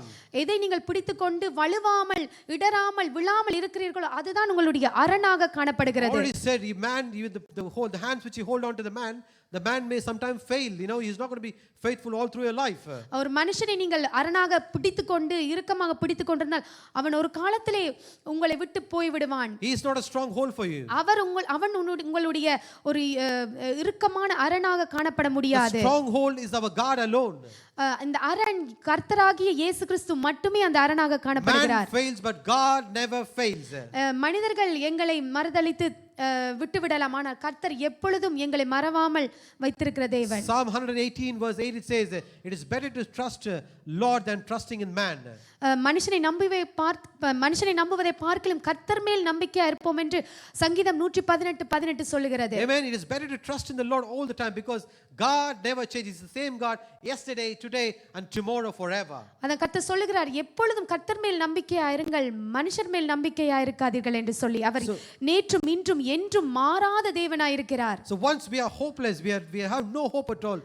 If you see our forefathers and great grandfathers, they were like idol worshippers and they have no hope at all where their eternity is going to be. நீங்கள் எங்களுடைய முற்பிதாக்களை பார்ப்பீர்கள் என்று சொன்னால் எங்களுடைய பாட்டன் தகப்பன்மார் எல்லாருமே நிச்சயமற்றவர்களாய் நாங்கள் பார்த்தோம். ஆனால் இப்பொழுதோ நாங்கள் ஒரு நித்தியத்துக்கு நிச்சயமான ஒரு நம்பிக்கை உடையவர்களாய் காணப்படுகிறோம். Amen. We are in a hopeless situation, but what God calls us today is to be a prisoner of hope. எப்படி தேவன் எங்களை நியமிச்சிருக்கிறார், அழைச்சிருக்கிறார், நம்பிக்கையுடைய சிறைகளே என்று சொல்லி தேவன் எங்களை அழைக்கிறார். Amen. We are called to be prisoners of hope. நாங்கள் எப்படி அழைக்கப்பட்டிருக்கோம்? நம்பிக்கையுடைய சிறைகளே என்று சொல்லி ஆண்டவர் அழைக்கிறார். Someone who is under the authority. That means சிறைகளே என்று சொன்னால் என்ன? He cannot go wherever he wants. அவனால சுதந்திரமாக வெளியே எங்கேயும் செல்ல முடியாது. But now we have been called as a prisoners of hope through our Lord Jesus Christ. நாங்கள் இயேசு கிறிஸ்து மூலமாக நாங்கள் நம்பிக்கையுடைய சிறைகளே என்று அழைக்கப்பட்டிருக்கிறோம். How many of you feel blessed today that you have been a prisoner of hope today because God is promising this verse for you? நீங்கள் சொல்லும் பொழுது நாங்கள் நம்பிக்கையுடைய சிறைகளே என்று சொல்லி தேவன் எங்களை அழைக்கும் பொழுது, when you turn to the stronghold, he will deliver you from every past which you gone through. எப்பொழுதெல்லாம் நீங்கள் அரணாகிய இயேசு கிறிஸ்துவுக்கு உங்களுடைய சிந்தைகளை உங்களை திருப்புகிறீர்களோ அப்பெல்லாம் நீங்கள் நம்பிக்கையுடைய சிறைகளாய் மாறுகிறீர்கள். He makes us to be a prisoner of hope. அவர் எங்களை நம்பிக்கையுடைய சிறைகளாக மாத்துகிறார். That Lord who is our hope says to everyone today in this place. அப்படிப்பட்ட தேவன் எங்களுக்கு இந்த நம்பிக்கையான இந்த வாக்குத்தத்தத்தை கொடுக்கிறார். And he says to everyone in this place today. எல்லாரும் இங்க இருக்கிற அனைவருக்கும் கர்த்தர் இதைத்தான் சொல்லுகிறார். Surely there is a future. உங்களுக்கு நிச்சயமாகவே முடிவு உண்டு. Surely there is a future for you. நிச்சயமாகவே உங்களுக்கு முடிவு உண்டு. Your hope shall not be cut off. உங்களுடைய நம்பிக்கை வீண் போகாது என்று கர்த்தர் சொல்லுகிறார். Say it again. Surely there is a future for you. நிச்சயமாகவே உங்களுக்கு முடிவு உண்டு. Somebody might be thinking what I am going to do in my future. What is going to be my situation right now? சில பேர் நீங்கள் இங்க இருந்து நினைத்துக் கொண்டிருக்கலாம், எப்படி என்னுடைய எதிர்காலம் இருக்கும், எப்படி என்னுடைய முடிவு இருக்கும் என்று சொல்லி. What the God of hope says is surely there is a future for you and your hope shall not be cut off. ஜீவனுள்ள தேவன் ஒரு நம்பிக்கை உங்களுக்கு சொல்லுகிறார், நிச்சயமாகவே உங்களுக்கு முடிவு உண்டு, உங்களுடைய நம்பிக்கை வீண் போகாது என்று கர்த்தர் சொல்லுகிறார். Let us not remember the former things or consider the old things which we come across. ஆகவே நாங்கள் பூர்வ காலத்தை யோசிக்காமலும் பழையவைகளை சிந்திக்காமலும் இருப்போம். So let us put our hope in the Lord, our Lord Jesus Christ. ஆகவே நாங்கள் எல்லோரும் கர்த்தராகிய இயேசு கிறிஸ்துவில் எங்களுடைய நம்பிக்கையை நாங்கள் வைப்போம். He is the promise keeper. அவர்தான் வாக்குத்தத்தத்தை வாக்கு மாறாத தேவன். He is a covenant maker. அவர்தான் உடன்படிக்கை செய்கிற கர்த்தராய் இருக்கிறார். அவர்தான் வழியை உண்டு பண்ணுகிற தேவனாய் இருக்கிறார். He makes a way there is no way. வழிகள் இல்லாத இடங்களில் வழிகளை ஏற்படுத்துகிற தேவன் அவர் ஒருவரே. He is the one who shows you, he is the way, the truth and the life. அவர்தான் நானே வழியும் சத்தியமும் ஜீவன் என்று எங்களுக்கு வழியை காட்டுகிற தேவனாய் இருக்கிறார். The way which we was walking before was a way of darkness. நாங்கள் முற்காலத்திலே சென்ற பழைய வழியை பார்த்தீர்கள் என்று சொன்னால் அது அழிவுக்கு நேரான வழியாய் காணப்பட்டது. But now he came as a light and leading us towards the light. ஆனா இப்பொழுது தேவன் வெளிச்சமாக எங்களுடைய வாழ்க்கையிலே வந்து சரியான பாதையை எங்களுக்கு வெளிச்சத்தை காட்டுகிறார். Through the word he is leading day and night for us in our lives. இந்த வார்த்தையினூடாக பகலும் இரவும் எங்களுக்கு எப்படியான வழியிலே செல்ல வேண்டும், எங்கே செல்ல வேண்டும் என்று சரியான வழியை எங்களுக்கு காண்பிக்கிற தேவனாய் இருக்கிறார். God, this word is a light to my path. இந்த வசனம் தான் எங்களுடைய கால்களுக்கு தீபமாய் இருக்கிறது. It's a lamp to my feet. கால்களுக்கு தீபமும் என்னுடைய வழிக்கு வெளிச்சமுமாய் இருக்கிறது. If we trust in the Lord and we put the trust on the word of God, God will never fail you in your life. உங்களுடைய நம்பிக்கை இந்த வேதாகமத்திலே இந்த வார்த்தையிலே நீங்க வர்ப்பீர்கள் என்று சொன்னால் உங்களுடைய வாழ்க்கை எப்பொழுதுமே வழி தவறி போகாது. Let us not remember the former things. ஆகவே நாங்கள் பூர்வ காலத்தை சிந்திக்காமல் இருப்போம். Let us not consider the things of the old. அதே போல பழையவைகளை நினையாமலும் இருப்போம். Let us put our hope in the Lord God alone. எங்களுடைய நம்பிக்கையை தேவன் ஆகிய கர்த்தர் மேலிலே மட்டுமே வைத்திருப்போம். And then you can able to see what God has promised in your life. அதன் பின்பதாக நாங்கள் பார்க்க முடியும் கர்த்தர் எங்களுக்கு கொடுத்த வாக்குத்தத்தம் எல்லாம் நிறைவேறுவது எங்கள் கண்கள் Let us go காணும். back to again to Isaiah chapter 43 verse 18 to 19 again. மறுபடியும் நாங்கள் எங்களுடைய வேதாகமத்தை ஏசாயா 43ஆம் அதிகாரம் 18ஆம் வசனத்திலிருந்து பார்ப்போம். Amen. Remember not the former things, consider not the old things. Behold, I am doing a new thing for you, God says. முந்தினவைகளை நினைக்க வேண்டாம், பூர்வமானவைகளை சிந்திக்க வேண்டாம், இதோ நான் புதிய காரியத்தை செய்கிறேன், இப்பொழுதே அது தோன்றும். Amen. God says, behold, right now today God is promising that he is going to do a new thing in your life and it shall spring to you. இப்பொழுது கர்த்தர் சொல்லுகிறார், இப்பொழுதே அது தோன்றும், நான் புதிய காரியத்தை செய்கிறேன். When will it show for you? When you remember not the former things and consider not the old things in your past. எப்பொழுது இது தோன்றும்? முந்தினவைகளை நினைக்காமல் பூர்வமானவைகளை சிந்திக்காமல் இருக்கும் பொழுது இவைகள் எல்லாம் உங்களுக்கு தோன்றும். So my dear brothers and sisters, ஆகவே சகோதர சகோதரிகளே, today is the day that you're going to seek the Lord's presence right now. இந்த நாள் தான், இந்த நாளிலே நீங்கள் தேவனுடைய பிரசன்னத்தை உணர்கிற தருணம். Today as we are going to take part in the Lord's table right now in front of us. நாங்கள் இப்பொழுது தேவனுடைய பந்தியிலே நாங்கள் பங்கெடுக்கும் பொழுது Let us examine ourselves right now. எங்களை நாங்களே சோதித்து நிதானித்து அறிவோம். Let us forget the past which disturbs us. முந்தினவைகள் பூர்வமானது எதெல்லாம் எங்களை குழப்பத்துக்குள் கொண்டு போகிறது எல்லாத்தையும் மறந்து, I want every one of you to close your eyes. ஒவ்வொருவருடைய கண்களும் மூடப்பட்டிருக்கிற வேளையில், Amen. I want to give you thoughts and you want to seek the Lord for ask for the presence of God to come and surround you. இப்பொழுது உங்களுக்கு ஒரு தருணத்தை கொடுக்கிறேன். தேவனுடைய பிரசன்னம் உங்களை சூழ்ந்து கொள்ள தேவனிடத்தில் நீங்கள் ஜெபம் செய்யுங்கள். Let's submit yourself according to the word of God. Let us not forget what happened. Let us not keep remembering things what happened in the past. Let's forget the past and let's come to the present what we are now, and so we can able to change our end. உங்களுடைய வாழ்க்கை தேவனுடைய பிரசன்னத்திலே அர்ப்பணியுங்கள். கேளுங்கள், தேவன் தாமே உங்கள் இருதயத்தில் வரும்படியாக. Let us come with a clear conscience. கர்த்தரிடத்திலே நீங்கள் வரும்படியாய் கேட்கிறேன். The table is ready set before you. இந்த பந்தி உங்கள் முன்பாக ஆயத்தப்படுத்தப்பட்டிருக்கிறது. Are we really ready to take part in this? ஆனால் நீங்கள் இதில் பந்தியில் பங்கு கொள்ள ஆயத்தமாக இருக்கிறீர்களா? Let us forget what is happened in the past. Let's come with a clear mind to take part in this. பூர்வ காலத்தில் பழையவைகளை எல்லாம் மறந்து தேவனுடைய பந்திக்குள் கடந்து வாருங்கள். Amen. The Bible scripture says வேதாகம் வசனம் இப்படியாய் we சொல்லுகிறது, should not take part in this table unworthily. நீங்கள் அபாத்திரமாக இந்த பந்தியில் பங்கெடுக்க கூடாது என்று சொல்லி, Everyone who take part in this table should examine ourselves, each and every one of us. யாரெல்லாம் இந்த பந்தியில் பங்கெடுக்கிறீர்களோ அவர்கள் தங்களை தாமே சோதித்து அறியும்படி கர்த்தர் Only சொல்லுகிறார். you know what is going on in your heart. உங்களுக்கு மாத்திரமே உங்கள் இருதயத்தில் என்னென்ன கடந்து செல்கிறது என்று அறிவீர்கள். Whatever we are, once we are, as I said, once we are far away, we are far away generation. நாங்கள் எங்களுடைய தலைமுறையை பார்த்தீங்கன்னா எவ்வளவோ தூரமாய் தேவனிடத்தில் காணப்பட்டார்கள். But now we are so close to God. ஆனா இப்பொழுதோ நாங்கள் மிகவும் தேவனுடைய அருகாமையில் அவருக்கு பக்கத்தில் காணப்படுகிறோம். It is not something what I done or what I deserve. இதெல்லாம் நான் தகுதியாய் பெற்றுக்கொண்டதல்ல. It is something which I don't deserve at all. நான் தகுதியாய் இது பெற்றுக்கொண்டதல்ல. I don't deserve anything about this what I'm doing right now. நான் இதுக்கு தகுதியற்றவனாய் But காணப்படுகிறேன். it is our Lord Jesus Christ by his blood he reconciled us back to the Father. இயேசு We can able to கிறிஸ்துவை call Abba the Father.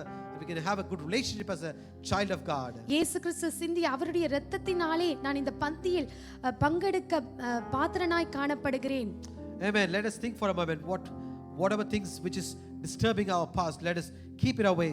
Ask the help of God so God can help you to forget not, remember not the former things and consider not the old things. இதெல்லாம் இந்த பந்தியில் நாங்கள் பங்கெடுக்க விடாத வண்ணம் எந்த பழையவைகள் கடந்த காலங்கள் எல்லாவற்றையும் எதெல்லாம் குழப்புகிறதோ அது எல்லாவற்றையும் விட்டு நாங்கள் தேவனுடைய இந்த பந்தியிலே நாங்கள் வருவோம். Let us be thankful for our Lord Jesus Christ. நாங்கள் எல்லோரும் இயேசு கிறிஸ்துவுக்கு ஆக நன்றி செலுத்துவோம். It is by his blood. அவருடைய இரத்தத்தினாலே, It is by his blood. அவருடைய இரத்தத்தினால் மாத்திரமே We are far away. நாங்கள் தூரமாய் காணப்பட்டோம். But we are close now. ஆனா இப்பொழுதோ தேவன் அண்டையில் வந்து விட்டோம். We are far away we are like a wild, we are from the branch of the wild olive tree. நாங்கள் இந்த ஒலிவ மர கன்று போல மிகவும் தூரமாய் காணப்பட்டோம். No, we are a branch from the wild olive tree. நாங்கள் அவருடைய இந்த ஒலிவ மர கன்றினுடைய அந்த கொடியிலே நாங்கள் காணப்படுகிறோம். We don't belong to the natural olive tree. நாங்கள் இந்த இயற்கையான இந்த ஒலிவ மர தண்டு காணப்படவில்லை. We don't belong to the natural olive tree. நாங்கள் இந்த இயற்கையான ஒலிவ மர கன்று அந்த கொடியிலே காணப்படவில்லை. The Israelites are the true branches of the olive tree. இந்த இஸ்ரேல் ஜனங்கள் தான் உண்மையான ஒலிவ மர கன்று கொடியாக காணப்படுகிறார்கள். But yet God plucked us from the wild olive tree and He grafted us into the natural olive tree. தேவன் தாமே இந்த பழைய ஒலிவ மர கொடியிலிருந்து எங்களை எடுத்து இந்த புதிதான ஒரு இயற்கையான ஒலிவ மர கன்றிலே அவரை எங்களை இணைத்துக் கொண்டார். Amen. So this is such a grateful thing which God has done for us. We don't belong to the natural olive tree, but yet He plucked us from the wild olive tree and He grafted us into the natural olive tree, so we can able to grow along with the natural olive tree. நாங்கள் இயற்கையான அந்த ஒலிவ மர கன்றிலிருந்து எங்களை பிரித்தெடுத்து தேவன் தாமே எங்களை உருவாக்கி அவருடைய அந்த ஒலிவ மர அந்த செடியிலே எங்களை இணைத்திருக்கிறார். So let us be grateful to God our Lord. ஆகவே நாங்கள் தேவனுக்கு மிகவும் நன்றி உணர்வு உடையவர்களாக வரும் அண்டையில் வருவோம். Yes, my dear brothers and sisters. ஆகவே தேவனுடைய சகோதர சகோதரிகளே, we are far away once. ஒரு நாளிலே நாங்கள் மிகவும் தூரமாய் காணப்பட்டோம். But now we are close. ஆனால் இப்பொழுதோ அவருக்கு அண்டையில் அருகாமையில் இருக்கிறோம். It is all about one thing. இது எல்லாமே ஒரே காரணமாக it is about the blood of Jesus Christ him alone. இயேசு கிறிஸ்துவின் இரத்தம் மாத்திரமே. Amen. Amen. I want all of you rise on your feet right now. நீங்கள் யாவரும் உங்களுடைய எழுந்திருப்போம். ஆமென். தூரமான புறஜாதி எனக்கு சிந்தப்பட்ட சத்த ரத்தமே, புறமான புற ஜாதி எனக்கு சொந்தமென்ற உறவை தந்த ரத்தமே, ஜீவனுள்ள புதிய மார்க்கத்தினுள், ஜீவனுள்ள புதிய மார்க்கத்தினுள் பிரவேசிக்க தைரியம் தந்த ரத்தமே, ஜீவன் தைரியம் தந்த ரத்தமே. தூரமான தூரமான புறஜாதியக்கு சொந்தமென்ற உறவை தந்த ரத்தமே, தூரமான ஜாதி எனக்கு சொந்தமென்ற உறவை தந்த ரத்தமே, ஜீவனுள்ள புதிய மார்க்கத்தினுள், ஜீவனுள்ள புதிய மார்க்கத்தினுள் பிரவேசிக்க தைரியம் தந்த ரத்தமே, பிரவேசிக்க தைரியம் தந்த ரத்தமே, ரத்தமே சிந்தப்பட்ட ரத்தமே, விலையேற பெற்ற ரத்தமே, ஓ ரத்தமே சிந்தப்பட்ட ரத்தமே, எனக்கு விலையா சிந்தப்பட்டதே, ரத்தமே சிந்தப்பட்ட ரத்தமே, விலையேற பெற்ற ரத்தமே, ரத்தமே சிந்தப்பட்ட ரத்தமே, எனக்கு விலையாக சிந்தப்பட்டதே. நாம் யாவரும் அப்படியே நின்று கொண்டிருக்கும் போது நாம் இன்று கேட்ட இந்த அருமையான செய்தியை நாம் ஒரு கணம் சிந்தித்து பார்ப்போம். Let us so think about the wonderful word that we have heard today. இந்த நாளிலே கர்த்தர் நமக்கு சொல்லுகிற செய்தி என்ன? What is the message that Lord Jesus Christ is giving to us? பழையவைகளை சிந்திக்க வேண்டாம். Do not think about the former things. இதோ ஒரு புதிய காரியத்தை செய்கிறேன் என்று சொல்லுகிறார். God says, I'm doing a new thing in your life today. இன்றைக்கு நாம் இந்த ராப்போஜனத்தை எடுக்கும்போது, while we take part in this Lord's supper, இந்த அப்பத்தை புசிக்கும்போது, when we take part in this bread, while we eat, இரத்தத்தை பானம் பண்ணும்போது, when we take part in the blood, நாங்கள் இயேசுவின் சரீரத்தோடு கனெக்ட் ஆகிறோம். we get connected with the body of Christ. அப்ப அவரோடு கனெக்ட் ஆகும்போது, while we get connected with Christ, இந்த புதிய காரியத்தை கர்த்தர் நம்முடைய வாழ்க்கையிலே செய்ய போகிறார். God is able to do this new thing in our life. இதுவரைக்கும் உங்களுடைய வாழ்க்கை கசப்பானதாக இருந்திருக்கட்டும், until now your life may be bitter, பல ஏமாற்றங்கள் இருந்திருக்கட்டும், there might be many disappointments in your life, பல தோல்விகள் இருந்திருக்கும், oh there might be many failures in your life, குடும்பத்திலே சமாதானமின்மை இருந்திருக்கும், there might be not peace in your life, ஒரு உயர்வு இல்லாமல் இருந்திருக்கும், there might not be elevation in your life, ஆசீர்வாதம் இல்லாமல் oh இருந்திருக்கும், there might not be blessings in your life, திருமணமாகாமல் இருந்திருக்கும், oh you might not even get married, குழந்தை இல்லாமல் oh இருக்கட்டும், you might be barren, எதுவாக இருக்கட்டும், whatever the situation might be, promotion இல்லாமல் இருக்கட்டும், oh you might be there is no promotions in your life. Success வெற்றி இல்லாமல் இருக்கு. Oh, your life might not be successful. ஆனால் இந்த நாளிலே இந்த ராப்போஜனத்திலே நீங்கள் கலந்து கொள்கிற வேளையிலே, but today when you take part in this Lord's Supper, புதிய காரியத்தை கர்த்தர் உங்கள் வாழ்க்கையிலே செய்ய போகிறார். Lord God is going to do a new thing in your life. வாழ்க்கை தலைகீழாக மாற போகிறது. Your life will turn upside down. நேற்று வரைக்கும் இருந்த ஆளாக நீங்கள் இனிமேல் இருக்க போவதில்லை. Until yesterday the things that were there was going to turn over. நாம் அந்த அவநம்பிக்கையின் சிறையிலிருந்து விடுதலையாகி, we've been delivered from the imprisonment of not hope. நம்பிக்கையின் சிறைச்சாலைக்குள்ளே பிரவேசிப்போம். We will enter into the prison of hope. ஏனென்றால் நமக்கு ஒரு ஜீவனுள்ள நம்பிக்கை இருக்கிறது. Why? Because we have a living hope. ஆகவே இந்த அப்பத்தை புசிக்கும்போது, therefore when we eat the bread, இரத்தத்தை பானம் பண்ணும் பொழுது, and when we drink the blood of Jesus Christ, அந்த ஜீவனுள்ள நம்பிக்கையை அறிக்கை செய்யுங்கள். start confessing and declare the living hope. நான் ஆசீர்வாதமாய் இருப்பேன். I will be blessed. சுகமாய் இருப்பேன். I will live well. வெற்றி அடைவேன்.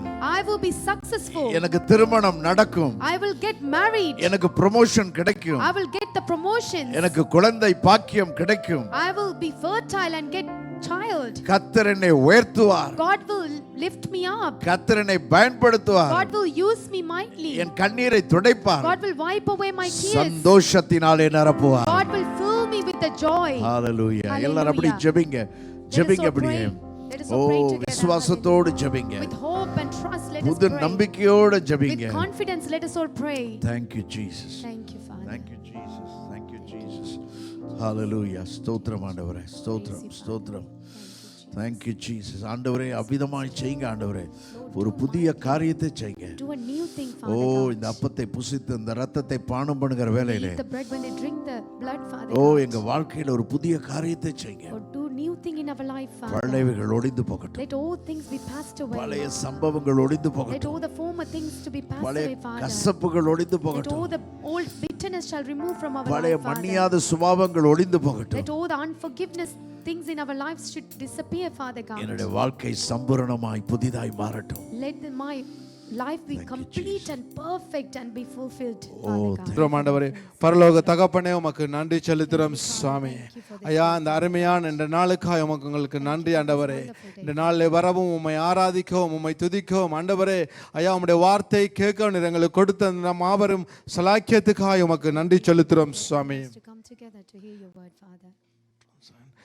அது மாத்திரமல்ல ஆண்டவரே, உம்முடைய ஐயா ஆண்டவரே, உம்முடைய சரீரத்திலும் உம்முடைய இரத்தத்திலும் பானம் பண்ண எங்களுக்கு கொடுத்த கிருபைக்காய் ஸ்தோத்திரிக்கிறோம் Thank you for the grace you have Swami. given us to take part in your blood and ஆண்டவர் இந்த வேளையிலே ஆண்டவரே காணிக்கை கொண்டதற்கு ஒவ்வொருவருக்காக ஜெபிக்கிறேன் pray for Swami. those people who brought the offerings and tithes in their hands Father. ஆண்டவரே ஐயா உண்மையாய் உச்சமாய் கொடுக்கிற ஒவ்வொருவரையும் கர்த்தர் ஆசீர்வதிக்கும்படியாய் Bless ஜெபிக்கிறோம் each and Swami. everyone who has given cheerfully and generously இது to you நிமித்தமாய் Father God. ஆண்டவருடைய குறைவுகள் நிறைவாகும்படியாய் Through this ஜெபிக்கிறோம் let their ஆண்டவரே. lack be met Father. கையின் பிரயாசங்களை கர்த்தர் ஆசீர்வதிக்கும்படியாய் Bless the work of their ஜெபிக்கிறோம் hands, ஆண்டவரே. Father God. ஐயா புதிய வேலைக்காய் காத்திருக்கிற ஒவ்வொருவருக்காய் ஜெபிக்கிறோம் Lord, we pray for Swami. those people who are N waiting ஆண்டவர் for a வேலையை new கர்த்தர் job, சந்திக்கும்படியாய் Father. ஜெபிக்கிறோம் Lord, meet ஆண்டவரே. their needs, Father தொழில் God. செய்கிற ஒவ்வொருவருக்காய் ஜெபிக்கிறோம் pray for ஆண்டவரே. those people ஐயா who are அவருடைய doing ஆண்டவரே business, பிசினஸ் Father கர்த்தர் God. ஆசீர்வதிக்கும்படியாய் Bless their ஜெபிக்கிறோம் ஆண்டவரே. businesses, Father Lord. குறைவுகள் இயேசுவின் நாமத்தில் நிறைவாகும்படியாய் Lord, you shall supply ஜெபிக்கிறோம் all their needs, Swami. Father God. இது நிமித்தமாய் நம்முடைய ராஜ்யம் கட்டப்படட்டும் Through this, ஆண்டவரே. let your kingdom be அவா built, காணிக்கை Father. ஆசீர்வதித்தலும் சுவாமி. them, Father இயேசுவின் God. நாமத்தில் ஜெபிக்கிறோம் In the name Swami. of நன்றி Jesus we ஆண்டவரே. ask. அப்பா மறுபடியும் Thank you, Lord. ஆண்டவரே உங்களுக்கு நன்றி செலுத்துறோம் Once again we Swami. thank you, இங்க Father. வந்திருக்க ஒவ்வொருவரையும் ஆசீர்வதிக்கிறேன் Bless each and ஆண்டவரே. every one, உம்முடைய my Lord, வார்த்தையினால் Father God. எங்களை திடப்படுத்தினவரே உம்மை Thank you ஸ்தோத்திரிக்கிறோம் for ஆண்டவரே. making us stand ஒவ்வொருடைய firm in வாழ்க்கையில your நீர் word, புதிய Father. காரியத்தை செய்யப்படும்படினால் Thank உமக்கு you for நன்றி doing new செலுத்துறோம் things in our ஆண்டவரே. lives, Father நன்மையான God. காரியங்களை செய்யறபடினால் உம்மை Thank you for doing ஸ்தோத்திரிக்கிறோம் good ஆண்டவரே. things in our lives, புதிய Father. காரியங்களை ஒவ்வொருவருக்கும் செய்யப்படும்படினால் உம்மை Thank you for that you're going to ஸ்தோத்திரிக்கிறோம் do new ஆண்டவரே. things in people's ஐயா lives, Father. அவர்கள் ஆண்டவரே